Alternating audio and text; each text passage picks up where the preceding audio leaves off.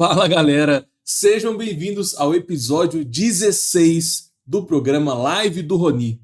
Aqui eu ensino várias estratégias que fazem qualquer aluno passar em cálculo de primeira. Eu sou o professor Roni e o tema de hoje é esboço de gráficos. Bora começar com o que é um gráfico. Gente, uma coisa que eu tenho que deixar bem claro para vocês. Presta atenção, hein? Y, que é o eixo vertical, né? Também pode ser representado como f de x. E eu conheço vários alunos que foram mal na prova, não conseguiram passar em cálculo de primeira, porque não sabia isso aqui. Ou então, vários alunos que nem entendem o que o professor escreve em sala, porque não sabe que f de x é igual a y. Porque sempre que você tem um gráfico, você precisa analisar aonde está o x, que normalmente é o eixo horizontal, e aonde está o y. Mas, como o y pode ser escrito como f de x, muito aluno fica em dúvida. Se aparece assim, por exemplo, ó, f de x é x mais 2. Sempre que tem gráfico, você tem que pensar no x e no y. Só que se você olhar para cá, só tem x. Olha, f de x, x mais 2, só tem x. Você não sabe onde é que está o y.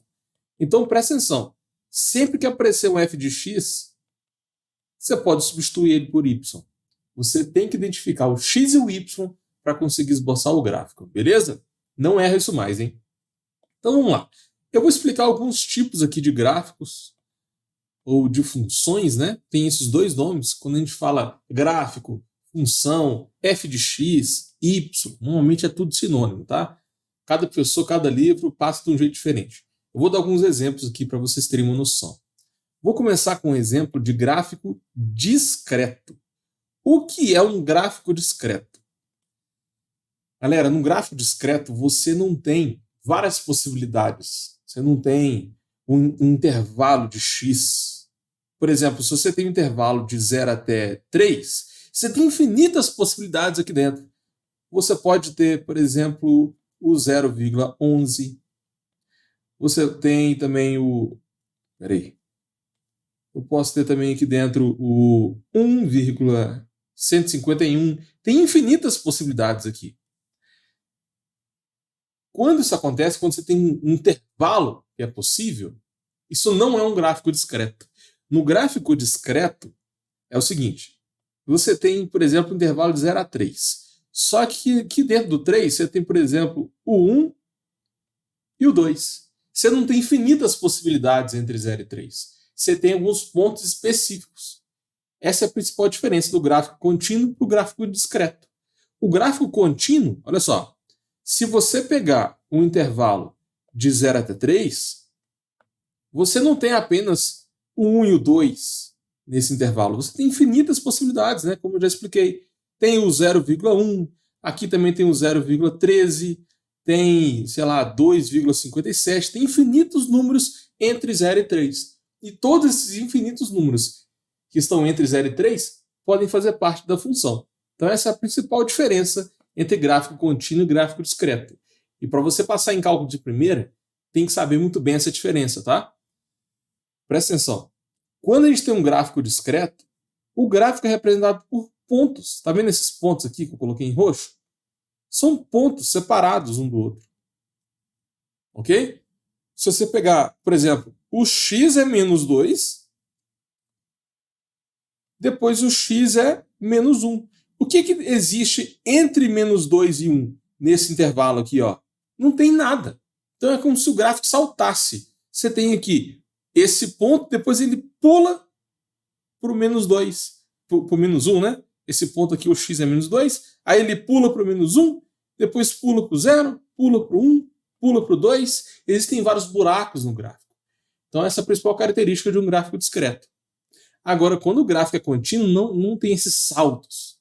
Olha só, esse gráfico, por exemplo, que é o y igual a x, essa é uma função famosa, tá? É uma função de primeiro grau, também é chamada de função afim, função linear, tem vários nomes. E especificamente quando o y é igual a x, também é chamado de função identidade. Gente, para você passar em cálculo de primeira, essa função y igual a x cai em muitas provas de cálculo. É impressionante isso. É uma das funções mais famosas que tem.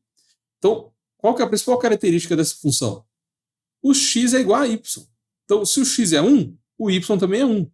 Se o x é 2, o y também é 2.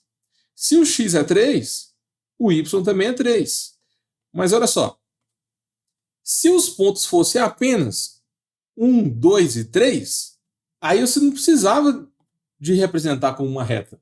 Vira um gráfico discreto, que só tem pontos separados.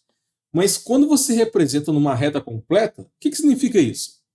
Se você imaginar qualquer ponto entre 1 e 2, tipo, sei lá, 1,7, tem o y dele também, que vai ser 1,7. Entendeu? Se você pegar, sei lá, 2,9, também tem correspondência.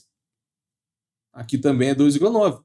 Então você tem infinitos valores de x e a correspondência deles vai ser infinitas possibilidades para y. Entendeu? Cada x tem o seu único y. E você tem infinitas possibilidades, porque é um intervalo contínuo.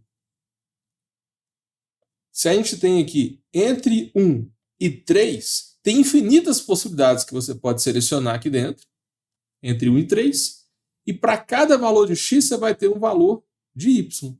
Qual que é a regra? O y tem que ser sempre igual a x. Quando você tem um gráfico contínuo, a gente não representa por pontos, né? Simplesmente pontos separados com um número discreto. A gente representa por gráficos. Né? Por exemplo, esse gráfico aqui é essa reta vermelha. Deixa eu destacar ela aqui. Essa reta vermelha é o gráfico y igual a x. Mas esse gráfico poderia ser uma parábola, poderia ser algo assim. Então, isso é um gráfico contínuo. Tá? Para você passar em cálculo de primeira, cuidado, tá? Não confunda o gráfico discreto com o gráfico contínuo.